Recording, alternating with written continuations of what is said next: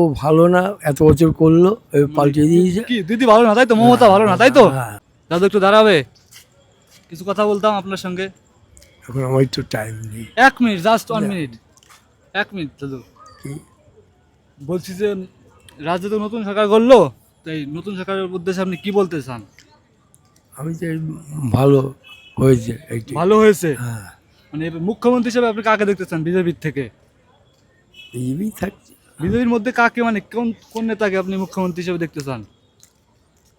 আমার এই ভালো, আর কাউকে আমার ভালো লাগছে না। কাউকে ভালো লাগছে না? এই ঠিক আছে। দিদি ভাইপোর উদ্দেশ্যে কি ও বার্তা ওটা দিতে চান? না, ওর দরকার নেই। কি দরকার নেই, বলুন কিছু একটা না, বলুন। ও তো বললাম, ও ভালো না, এত বছর করলো, পাল্টে দিয়েছে। কি দিদি ভালো না তাই তো, মমতা ভালো না তাই তো? হ্যাঁ, কেন কি কোনটা খারাপ লেগেছে আপনার, কোন বিষয়টা?